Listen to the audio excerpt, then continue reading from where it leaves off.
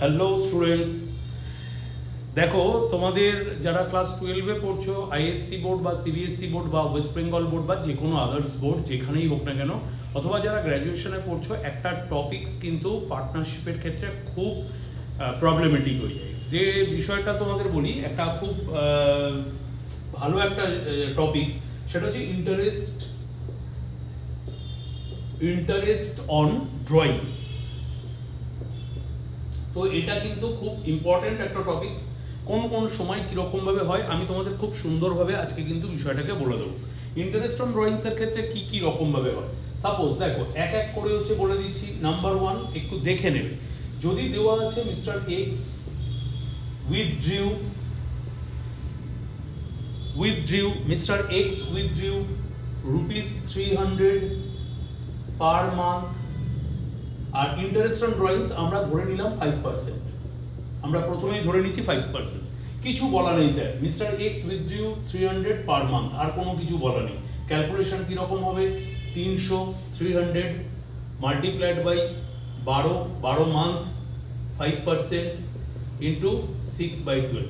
Normal কোর্সে যখন কিছু না বলা থাকবে 6/12 অর্থাৎ 6/12 করে দেবে। 2 নম্বর, Mr. X withdrew ₹300 per month at the beginning of each month. প্রত্যেক মাসের প্রথমে করে তুলেছে, অর্থাৎ ইচ অ্যান্ড এভরি মান্থের প্রথম দিনে করে তুলেছে। তখন সেক্ষেত্রে ক্যালকুলেশন কত হবে, 300 যেমন ছিল মাল্টিপ্লাইড বাই 12 5% মাল্টিপ্লাইড বাই 6.5/12 হয়ে যাবে, অর্থাৎ সেক্ষেত্রে 6টা 6.5 হয়ে যাবে। নাম্বার 3, যদি দেখা যায় mister X withdrew 300 per month at the middle of each month, যদি দেখা যায় মিডল অফ ইচ মান্থ এরকম দেওয়া আছে, তাহলে মিডল অফ ইচ মান্থ হলে সেক্ষেত্রে যেরকম আমরা প্রথমটার ক্ষেত্রে করেছিলাম 300 multiplied by 12 multiplied by 5% multiplied by 6/12 আমরা করে দেব। ক্লিয়ার? নেক্সট, এবার বুঝতেই পারছো নিশ্চয়ই 4 নম্বরে কি আসবে, at the end of 300 per month at the end of each month। যদি এরকম দেওয়া থাকে ইচ মান্থ, প্রত্যেক মাসের শেষে যদি বিষয়টা দেওয়া থাকে, তাহলে আমরা করব একই রকম ভাবে 300 মাল্টিপ্লাইড বাই 12টা কেন হচ্ছে, প্রত্যেকটা মাস অর্থাৎ 12খানা মাসের জন্য করছি, মাল্টিপ্লাইড বাই 5% ইন্টু 5.5/12। দেখো খুব ভালোভাবে বলে দিলাম জিনিসটা, সুন্দর করে কিন্তু করে রাখতে ভুলো না। এছাড়াও এবার একটা কথা, যখন এখানে দেখবে তোমাদের কোয়ার্টার দেওয়া থাকবে, এখানে অনেক সময় তোমাদের কোয়ার্টার দেওয়া থাকে, এখানে ইচ কোয়ার্টার অর্থাৎ কোয়ার্টার মানে 3 মাস অন্তর যখন তুলবে, তাহলে তার ক্ষেত্রেও যদি বিগিনিং হয় তখন এটা হয়ে যাবে হচ্ছে 7.5।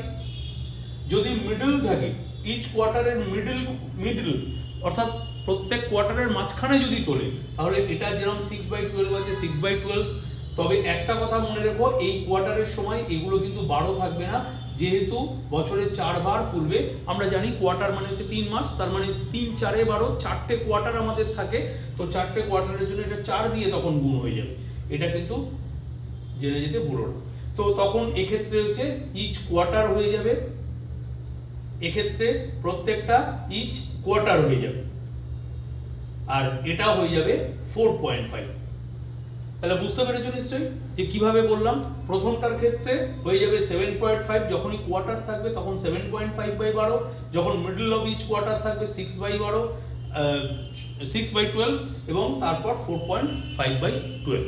তো বিষয়টা কিন্তু একটু ভালো করে দেখে নিও। ইন্টারেস্ট অন ড্রয়িংস ক্যালকুলেশনে অনেক রকম টাইপের বিষয় তোমাদের থাকে। তো আইএসসি এবং সিবিএসসির ক্ষেত্রে তো অবশ্যই এমসিকিউ থাকে, আমাদের বেঙ্গল বোর্ডের ক্ষেত্রেও থাকে, এবং বিভিন্ন রকম সিলেবাসের ক্ষেত্রে ইন্টারেস্ট অন ড্রয়িংস কিন্তু করে যেতে বলো না। See you by.